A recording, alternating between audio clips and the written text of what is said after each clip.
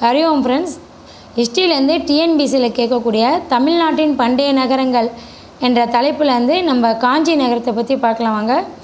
ஏற்கனவே part 1 upload பண்ணிட்டேன். இப்போ பார்ட் 2 காஞ்சி நகரில் ஏராளமான பள்ளிகள் அமைக்கப்பட்டன.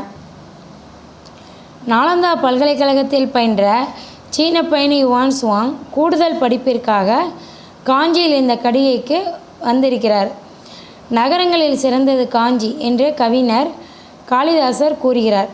கல்வியில் கரையில்லாத காஞ்சி என்று நாயன்மார்களுள் முதன்மையானவரான திருநாவுக்கரசர் கூறுகிறார். புத்தகயா, சாஞ்சி போன்ற 7 இந்திய புனித தலங்களுள் காஞ்சியும் ஒன்று என்று சீன வரலாற்று ஆசிரியர் யுவான் சுவாங் கூறுகிறார். தொண்டை நாட்டில் உள்ள பழமையான நகரம் காஞ்சி ஆகும். தர்மபாலர், ஜோதிபாலர், போதி தர்மர், சுமதி போன்ற சான்றோர்கள் காஞ்சியில் பிறந்து வளர்ந்தவர்கள். காஞ்சி கோயில்களின் நகரம் என்றும் ஏரிகளின் மாவட்டம் என்றும் அழைக்கப்படுகிறது.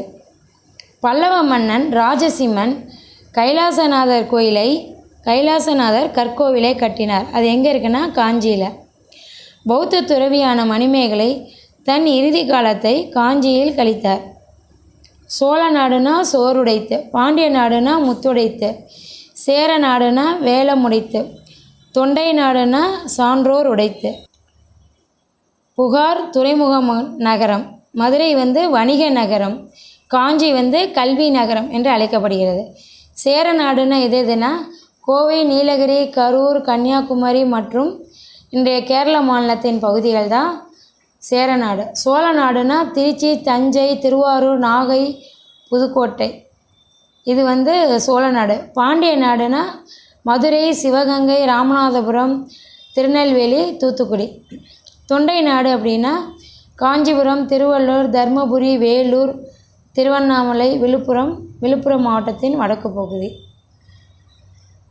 Thank you guys. நெக்ஸ்ட் பார்ட்டை அடுத்த வீடியோவில் அப்லோட் பண்ணுறேன். தேங்க்யூ.